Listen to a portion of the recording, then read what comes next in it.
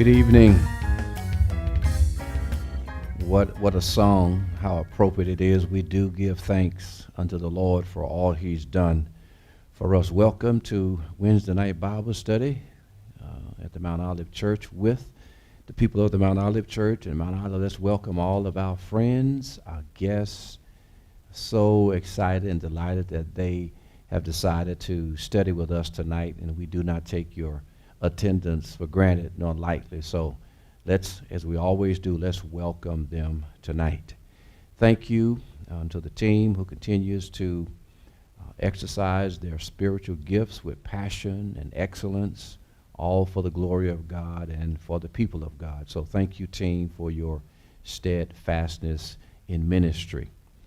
We're still in the midst of a pandemic. Let's make sure we are being the very best stewards as we possibly can, and in being good stewards, we're not only looking out for ourselves, but we're also looking out for others. And there are many people who, in so many different ways, cannot look out for themselves, and so let's do our very best to look after ourselves, and in turn, we end up being a blessing to them.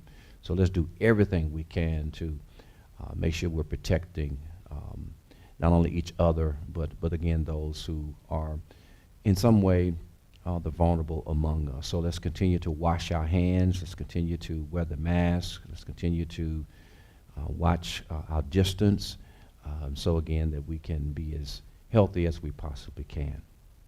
This particular series has been a blessing to me. I was sharing with a pastor earlier today. We were just talking about the times in which we live and how timely that topic was when I shared with him that tonight's study is talking about not just time, but the times in which we live and how important it is for us to understand the times. Yes, we know what time it is, but do we understand the times? In fact, there's a couple of questions I want to ask you. I want you to write these down, and we'll make sure we address them in some way tonight. The first question is, how does God measure time? How does God measure time? That's a great question to ask. It's good to know the answer because God is eternal. And so how does he measure time? Number two, do you measure time in like manner? And if not, how do you transition from time as you know it to time as God sees it, or time according to God? So tonight we want to talk about the times. As you know, the times affect us. You look at your handout and you'll see three examples of how the times affect us. First, many of us remember how the whole Y2K phenomenon affected us. There were many of us who stockpiled, hoarded everything we could get our hands on, from food to money, because they were telling us once the clock would strike 12, once it was, that particular year, things were going to change. In fact, we did a Bible study on it just to make sure that we were equipped and we were prepared. We understood exactly what they were saying and how could we prepare for that. And so Y2K affected our attitude. It affected our actions. But then we move on to 9/11. 9/11 caught the world off guard. 9/11, we could no longer say that the United States of America was an untouchable nation. And 9/11 affected the way we travel. It affected how we think about security. It affected every aspect of the human experience. Again, so it affected our attitudes. It affected our particular actions, and of course it affected our agendas. Many people stopped traveling altogether. There are some people who, as a result of 9/11, refused to fly again. And then we come to COVID-19, when we witness the world, not just the nation, but we witness the world coming to a screeching halt. The world literally shut down.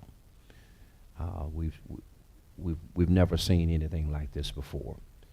And so with COVID-19, as one author said, and I failed to recall her name, but she said COVID-19 was not an interruption, it was a disruption.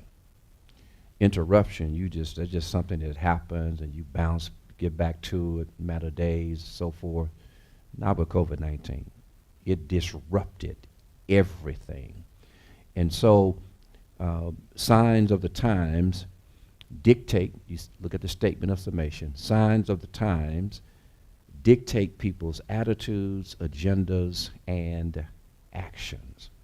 You know personally, I know personally, I can speak how each of these events affected the way I pastor, how it affected this church, and you know how it affected your family, you know how it affected your life, you know how it affected your career, each of these particular events, because the times have a way of impacting the way we think, what type of decisions we make, and of course whether or not we even make any plans.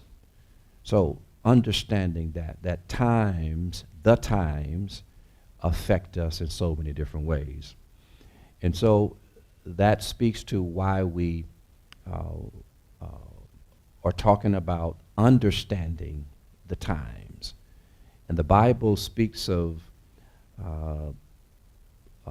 time and times in two ways, and they're not the same. The first is called Chronos, Chronos. Chronos. It refers to a clock or calendar. Is mentioned at least 54 times in the New Testament. It is where our English word chronological comes from. And when we talk about chronos, it speaks of time that is measured in seconds, minutes, hours, days, months, and years. In fact, if I were to ask each of you what time is it, you would immediately, no doubt, look at your watch, and that will give you Chronos. It will give you this particular expression of time.